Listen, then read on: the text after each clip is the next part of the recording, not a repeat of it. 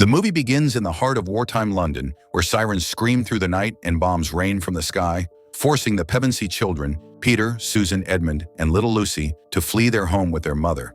Amid the terror, young Edmund risks his life to retrieve his father's photograph, drawing harsh scolding from Peter and revealing the tension already brewing within the siblings. To escape the dangers of the war, the children are sent far from the city to the countryside home of the enigmatic Professor Kirk. His massive house is filled with secrets, but governed by strict rules set forth by the stern housekeeper, Mrs. Macready. Each child copes with the strangeness of their new environment differently, but Lucy feels especially alone. One rainy day, the children decide to play hide-and-seek, unknowingly setting their destiny into motion. Lucy hides inside a large wardrobe draped with a dusty sheet. She pushes past the coats only to feel snow crunch beneath her feet. Without warning, she steps out into a winter-covered forest lit by a lone lamppost, and the world of Narnia unfolds before her. Exploring this mysterious land, Lucy meets Mr. Tumnus, a gentle faun who is as surprised to see her as she is to see him. He invites her to tea inside his cozy cave, where he reveals that Narnia has been trapped in an endless winter for 100 years under the tyrannical rule of the White Witch. Though he had orders to hand any human over to her,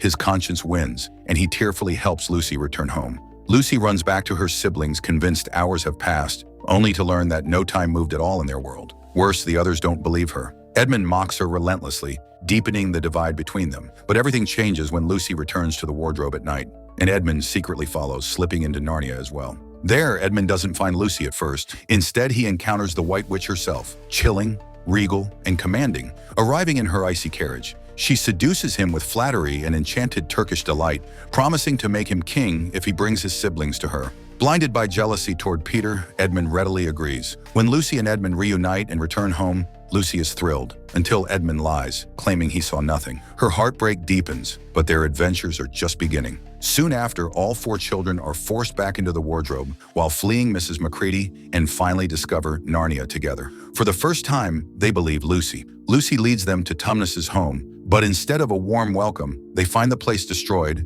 and a notice declaring Tumnus a traitor for helping a human. His arrest shakes Lucy, and Peter insists they must help him, even if it means venturing deeper into Narnia's dangers. Their guide soon appears, a talking beaver named Mr. Beaver. Mr. Beaver leads them to safety and reveals the prophecy long spoken of in Narnia, that 2 sons of Adam and 2 daughters of Eve will sit on the thrones of Cair Paravel and end the witch's icy reign. The children now realize they are the chosen 4, but when they look around the lodge, one of them is missing. Edmund has slipped away. They learn Edmund is headed straight to the witch's castle. The witch, furious he came alone, sends her wolves to hunt the remaining children. Mr. Beaver stops Peter from trying a foolish rescue. Edmund is being used as bait. The only one who can save him now, they are told, is Aslan, the true king of Narnia, who has returned after many long years. As the witch prepares her forces, Edmund languishes in her prison and meets Tumnus, who has also been captured. The witch manipulates Edmund into revealing what little he knows about Aslan. Meanwhile, the remaining siblings flee through melting rivers and crumbling ice as winter begins to break, a sign that Aslan is drawing near. Narrowly escaping the witch's wolves, the children meet the father of Christmas himself,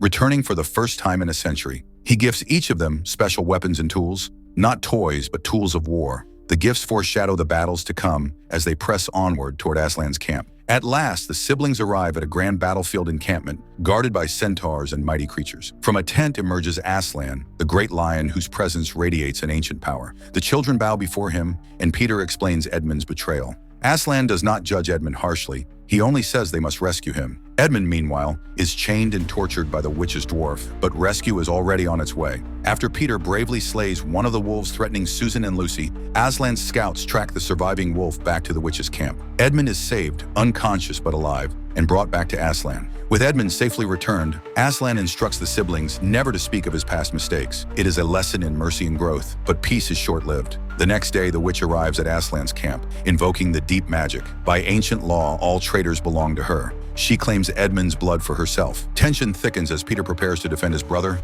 but Aslan intervenes. He speaks privately with the witch inside a tent, and when they emerge, she withdraws her claim. The camp erupts in celebration, but Aslan carries a quiet sorrow that Lucy immediately senses. Something is wrong, though no one knows why. That night, Aslan slips away into the forest, and Lucy and Susan secretly follow. They witness the heartbreaking truth. Aslan has offered himself to the witch in Edmund's place. Surrounded by jeering monsters, he allows himself to be bound, humiliated, shaved, and finally executed on the stone table. The sisters weep silently from the shadows. After the witch's army leaves to wage war, Lucy and Susan rush to Aslan's lifeless body. They try to save him with Lucy's healing cordial, but it is too late. As dawn approaches, they grieve in stillness, until a thunderous crack splits the silence. The stone table breaks in half. Aslan's body has vanished. Moments later, the impossible happens. Aslan appears before them, alive, transformed and radiant. He explains the deeper magic. When a willing innocent dies in a traitor's place, the stone table cracks and death itself reverses. The sisters climb onto his back as he races to rejoin the battle.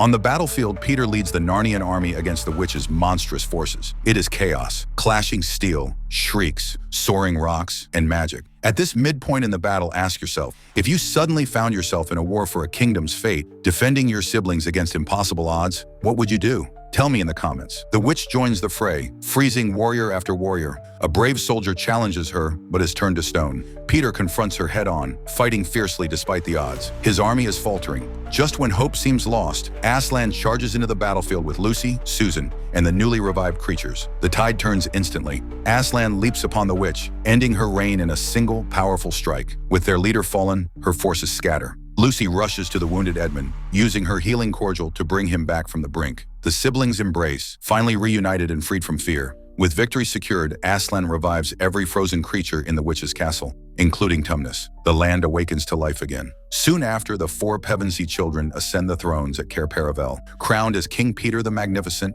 Queen Susan the Gentle, King Edmund the Just, and Queen Lucy the Valiant. Years pass, and the siblings grow into wise and noble rulers. 15 years later, while hunting a magical stag, they stumble upon the lamppost, the very boundary of their adventure. As they push through the trees, they suddenly emerge back into the wardrobe, return to their childhood bodies as if no time had passed. Professor Kirk gently tells them that adventures often come unexpectedly, and Narnia will call for them again someday. Lucy tries to return through the wardrobe, but the magic is gone for now. Still, hope lingers. The children walk away, knowing deep within their hearts that their journey in Narnia is far from over. If you enjoyed this epic retelling, make sure you like, subscribe, and turn on the notification bell so you never miss another magical journey.